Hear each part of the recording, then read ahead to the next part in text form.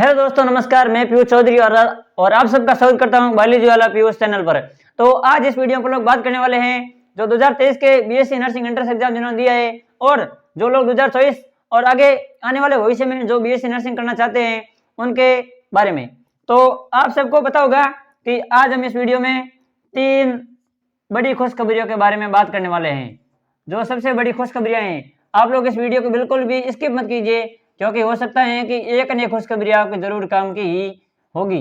ठीक है ना। 3 बड़ी खुशखबरियां मेरे दोस्तों, जो 2023, 2024, 25, 26, 27 आने वाले जो फ्यूचर में जो बीएससी नर्सिंग करने वाले हैं उनका जो फ्यूचर बहुत ही ब्राइट हो चुका है।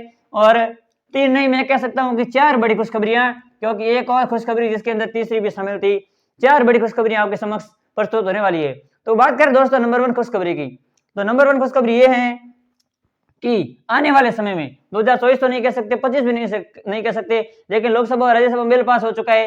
26, 27 और 28 के जो बीएससी नर्सिंग करने वाले बच्चे होंगे उनका जो समूचे भारत में यानी कि पूरे भारत में एक ही एग्जाम होगा, यानी कि एक एंट्रेंस एग्जाम होगा। उसके आधार पर आपको अलग अलग राज्यों में जो सीटें दी जाएगी, यानी कि उसकी काउंसलिंग तो राजस्थान वाले बच्चों के लिए राजस्थान में ही होगी, यूपी वालों के लिए यूपी में होगी। लेकिन पहले क्या होता था कि यूपी वाले बच्चों के लिए फिजिक्स, केमिस्ट्री, बायो इंग्लिश आती थी, राजस्थान वालों के लिए सिर्फ और सिर्फ 12th कोर्स आता था, और वो भी हिंदी इंग्लिश दोनों में आता था। यूपी वालों के लिए सिर्फ और सिर्फ इंग्लिश में आता था। इसलिए अब क्या होगा कि आने वाले समय में ये बिल आ चुका है मेरे दोस्तों, तो एक ही एंट्रेंस एग्जाम होगा पूरे के पूरे भारत में। ठीक है ना।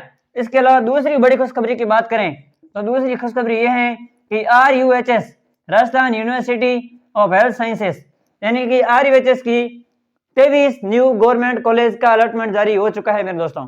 ये 2023 और 2024 के बच्चों के लिए बड़ी खुशखबरी है। 23 न्यू गवर्नमेंट, यानी कि पहले अपने राजस्थान में गवर्नमेंट कॉलेज थी, वो थी मेरे दोस्तों 36। कितनी थी? 36। और अब वापस है जो 23 और न्यू गवर्नमेंट कॉलेज खुल चुकी है, और अब 6 और 3, 9 और 3 और 2, 5 आपके है जो 59 कॉलेज मेरे दोस्तों आपकी जो राजस्थान में खुल चुकी है, यानी या तो खुल चुकी है या फिर खुलने वाली है। ठीक है ना। और मेरे दोस्तों तीसरी सबसे बड़ी खुशखबरी ये है कि जिन्होंने 2023 का एग्जाम दिया है, आप लोग बोलोगे कि यार ये तो फ्यूचर की खुशखबरियां हैं, 2023 का जिन्होंने एग्जाम दिया ना उनके लिए भी एक बहुत ही बड़ी खुशखबरी है। उनके लिए एक बहुत ही बड़ी खुशखबरी ये है मेरे दोस्तों कि आपकी है जो 5 न्यू कॉलेज खुल चुकी है, 5 न्यू गवर्नमेंट कॉलेज। पहले आपकी 36 कॉलेजों पर काउंसलिंग होनी थी, अब है जो 41 कॉलेजों पर काउंसलिंग होगी। उनमें से 3 तो आरएनसी की लिस्ट में भी आ चुकी है, 2 चित्तौड़गढ़ में, नीमाड़ा चित्तौड़गढ़ और 1 चित्तौड़गढ़ में, और एक में दोस्तों नागौर में। टोटल 3 कॉलेज आपकी है जो खुल चुकी है 2023 के बच्चों के लिए, यानी कि काउंसलिंग जितनी डिले हो रही है उतना ही आपको तो क्या हुआ है, फायदा हुआ है। अब मेरे दोस्तों 41 कॉलेजों पर आपकी होगी काउंसलिंग, 3 तो खुल चुकी है, 3 तो आरएनसी लिस्ट में आ चुकी है, और 2 और भी आने जल्दी आने वाली है। और ये 3 कॉलेज आपको पता है, एक संस्था होती है राजस्थान के अंदर, राज्य में संस्था। आप जैसे आरएनसी की वेबसाइट विजिट करोगे, सबसे ऊपर जो आपको 3 कॉलेज मिलेगी, भाई राजमेश लिखा होगा, वो इसी राजमेश संस्था की वजह से आपकी 3 कॉलेज खुल चुकी है। और मेरे दोस्तों 2 और नई कॉलेज खोलने वाली है। इसके अलावा अगर अपन लोग बात करें और बड़ी खुशखबरियों की, तो जो चौथी सबसे बड़ी खुशखबरी है मेरे दोस्तों, मैंने आपको कहा था कि स्किप मत करना, चौथी सबसे बड़ी खुशखबरी है कि राजस्थान के जो बच्चे हैं ना, राजस्थान में क्या है कि टोटल 3.83 लाख इतनी जो नर्सेस है ना वो पंजीकृत है।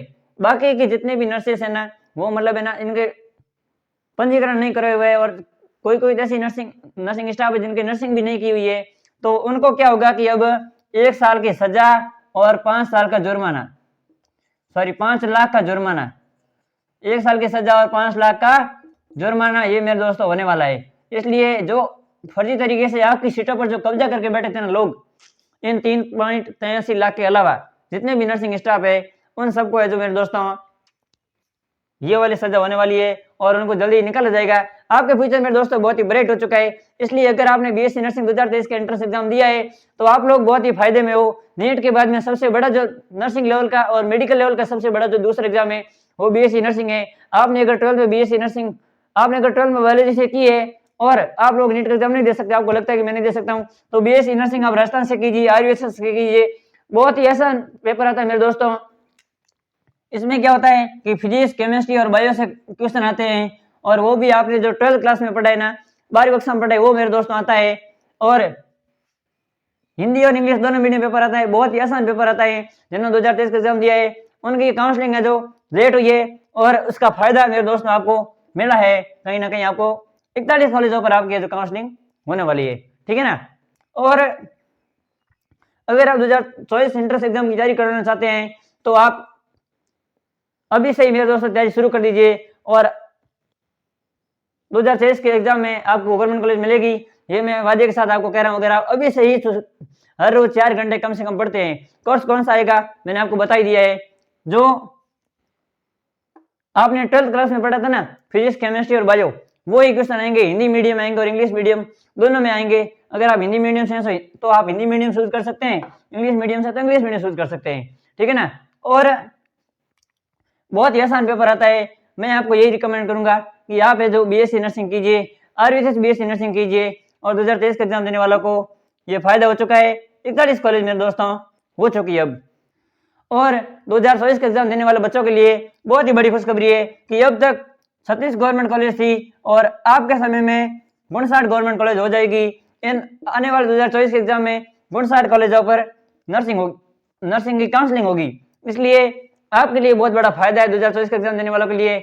और जिनके 2023 में 35 से कम नंबर आ रहे हैं, चाहे कोई भी कैटेगरी हो, 35 से कम नंबर आ रहे हैं, वो अभी से ही 2024 की वापस से तैयारी में जुट जाए, क्योंकि हम लोग मानते हैं कि आपको कम समय मिला होगा तैयारी करने का, इसलिए आप लोग 35 से कम नंबर आए, मैंने कट ऑफ पे वीडियो बना रखा है, वो वीडियो आप देख लेना। और काउंसलिंग में देरी क्यों, ये भी वीडियो बना रखा है, उसमें मैंने कहा है कि 1 सितंबर फर्स्ट वीक, लेकिन अब ऐसे कारणों से लग रहा है कि 10 सितंबर से पहले तो होने वाले नहीं है।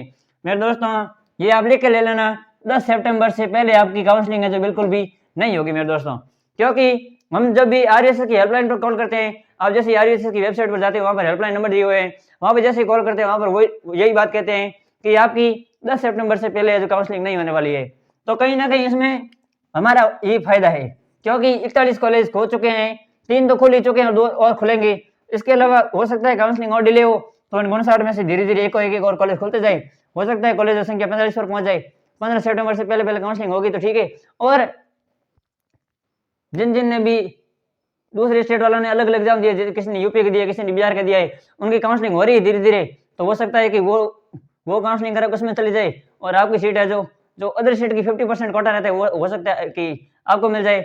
जम्मू कश्मीर के बच्चों की आरवीएसएस के लिए काउंसलिंग हो चुकी है, अब वो लोग अपनी काउंसलिंग भाग नहीं लेंगे।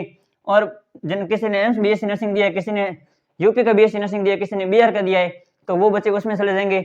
आरवीएसएस का कहीं ना कहीं फायदा है, आपको ज्यादा पैनिक होने की जरूरत नहीं है, और जितनी डिले काउंसलिंग होगी उतना फायदा मेरे दोस्तों आपको ही है। और जिनके 35 से कम नंबर है वो तो अभी से वापस से तैयारी शुरू कर दीजिएगा।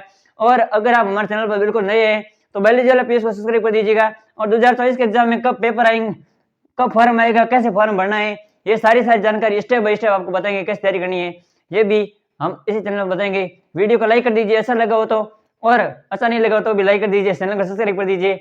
और मेरे दोस्तों वीडियो पे कमेंट जरूर कीजिए। आप सबका दिन शुभ हो। इसी के साथ आभार, धन्यवाद, जय हिंद, हरिओम, वंदे मातरम।